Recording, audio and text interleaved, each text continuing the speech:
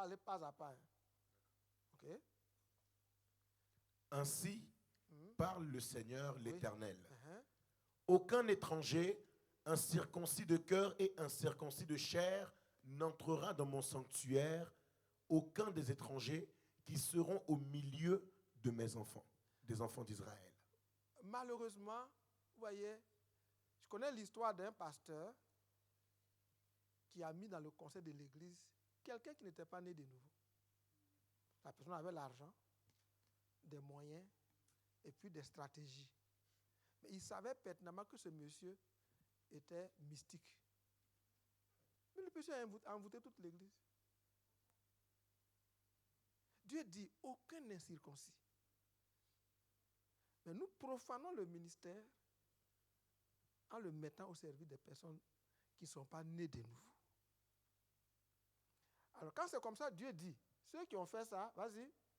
De plus, les Lévites qui se sont éloignés de moi, quand Israël s'égarait et se détournait de moi pour suivre ses idoles, porteront la peine de leur iniquité. Premièrement, ils vont porter la peine de leur iniquité. Il dit, quand Israël traversait une crise, il y a des Lévites qui ont choisi, qui ont fait le mauvais choix.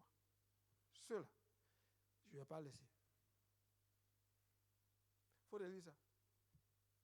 De plus, les Lévites qui se sont éloignés de moi, ils se sont éloignés. Eux qui devaient être les gardiens de la maison. Ils se sont éloignés. Ils ont fait le choix de s'éloigner. Quand quoi? Quand Israël s'égarait et se détournait de moi pour suivre ses idoles. Ils ont choisi leur sacerdoce, le sacerdoce du déshonneur. Quand l'Église traverse une crise, mettons-nous ensemble pour prier. Toi, il ne faut pas t'éloigner. Si tu t'es éloigné, reste là-bas. Quand tu reviens là, reprends à zéro. Il ne faut pas revenir et dire, c'est moi. On dit, ils porteront la paix de leur iniquité. Et puis ensuite, ils seront dans mon sanctuaire comme serviteurs. Ils seront dans mon sanctuaire. Ils seront dans le sanctuaire, non? Ils font le travail. Mais ils ne seront pas responsables. Ils seront là comme serviteurs. Pourquoi? Parce qu'ils ont glissé, leur choix les a fait glisser dans un sacerdoce de déshonneur. Ils seront là comme serviteurs. Ensuite, ils auront la garde des portes de la maison. Si on leur a donné bonbon là, ils gardent la porte. Jamais ils ne montent ici. Jamais ils ne donnent la Sainte Seine. C'est pas moi qui dis, hein.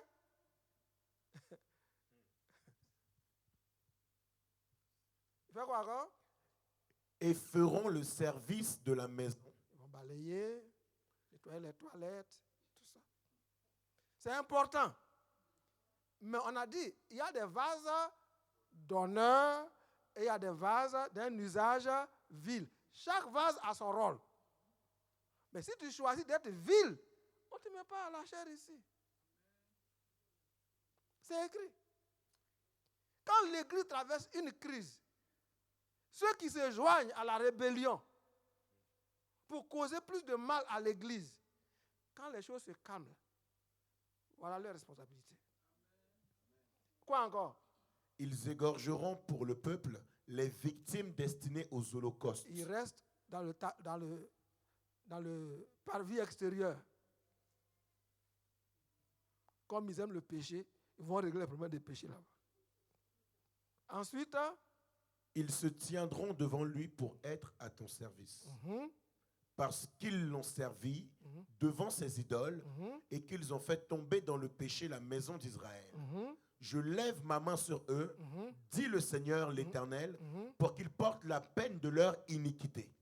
Ok, ensuite, ils ne s'approcheront pas de moi pour être à mon service dans le sacerdoce. Ils sont dans le ministère, hein? Mais il y a une certaine limite. Ce n'est pas moi qui dis. Quand tu profanes l'honneur que Dieu te fait de servir le Dieu de gloire. Dieu te balise. C'est-à-dire, tu luttes pour émerger, mais ça ne marche pas. Jusqu'à ce que tu règles ce problème-là.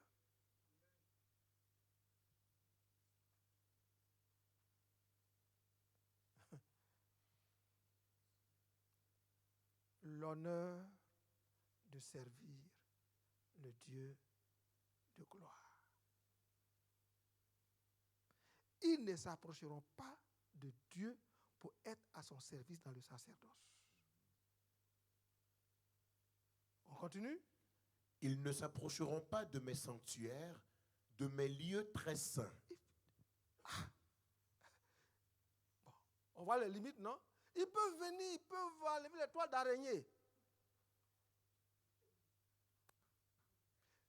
C'est pas que c'est pas utile. On a besoin des gens pour enlever les toiles d'araignée. Toi, tu vas faire ça. Dieu te met au département toile d'araignée.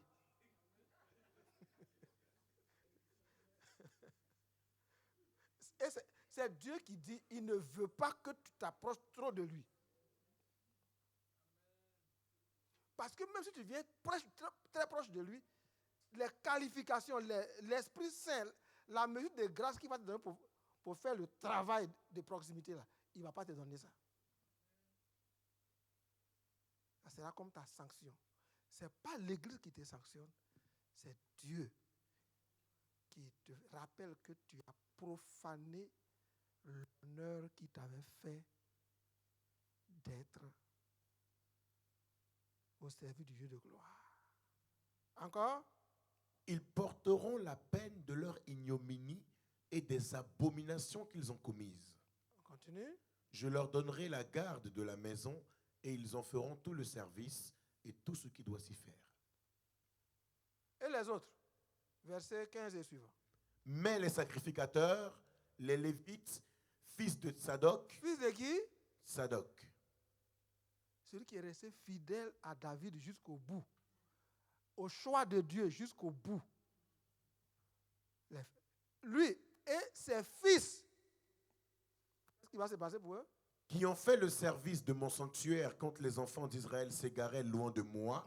Ceux-là s'approcheront de moi pour me servir et se tiendront devant moi pour m'offrir la graisse et le sang, dit le Seigneur. Ceux-là, ils vont brûler les graisses. Parce que quand les enfants d'Israël s'égaraient, quand tout allait mal, ils ont gardé la loyauté envers Dieu.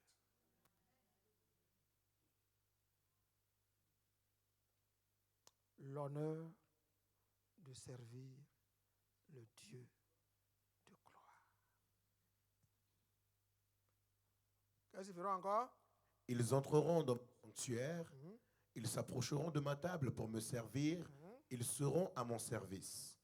Lorsqu'ils franchiront les portes du parvis intérieur, ils revêtiront des habits de lin, ils n'auront sur eux rien qui soit en laine quand ils feront le service aux portes du parvis intérieur et dans la maison.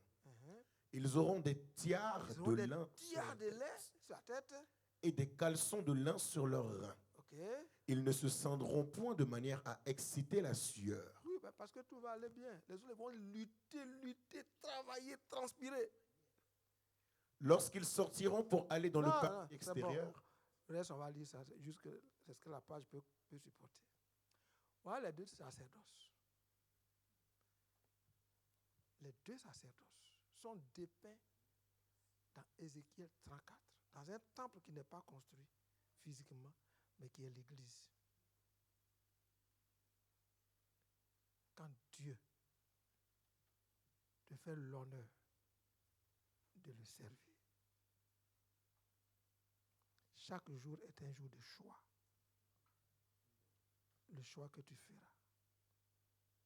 Soit t'honore, soit te déshonore. Le choix que tu fais, soit te sanctifie, soit te profane. Et ce, dans tous les aspects de la vie. Je ne vais pas entrer dans les détails des péchés, de ceci et cela. Mais toi-même, tu sais ce qu'un saint ne doit pas faire. Tu sais ce qu'il faut faire pour honorer l'onction que tu as reçue. Si tu te retrouves dans le sacerdoce d'honneur, accroche-toi. C'est là que la Bible dit que celui qui croit être debout prenne garde de tomber. Si tu te retrouves dans le sacerdoce du déshonneur, Dieu est un Dieu de grâce. Il peut te relever si tu es sincère. Seulement, il dit que lui, il n'honore que ceux qui l'honorent. Dès que tu mets quelque chose au-dessus de lui, il n'est plus d'accord parce que ce soit dans l'Ancien Testament ou dans le Nouveau Testament, on doit aimer Dieu de toute notre force, de toute notre pensée, de tout notre être. Rien ne doit être au-dessus de Dieu. Nous n'avons pas le droit d'honorer nos enfants plus que lui, notre femme plus que lui, notre mari plus que lui, même notre travail plus que lui. Dieu d'abord. Et il doit sentir dans son cœur que tu le mets au-dessus de tout. Et il va t'honorer au-delà de ce que tu penses et au-delà de ce que tu demandes.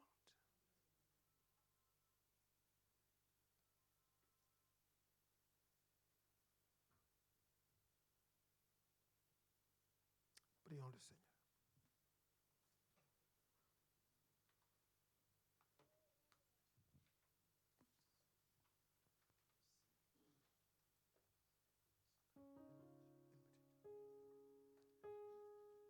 Alléluia.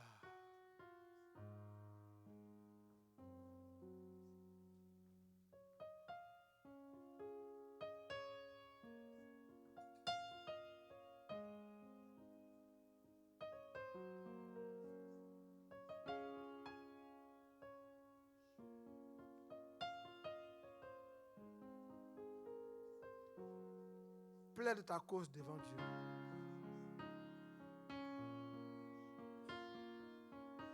C'est lui qui a dit qu'il peut aussi accueillir les publicains, le fils prodigue. Si, avec les richesses que tu avais, tu as tout gaspillé dans la débauche, dans la colère, comme ce fils qui n'a pas pris au sérieux le privilège qu'il avait eu de recevoir son héritage. Quand il est venu, quand il a dit « J'ai péché contre toi et contre le ciel », son père l'a accueilli. Nous devons partir d'ici, restaurés, revêtus de la robe, de la bague. Prions le Seigneur ensemble.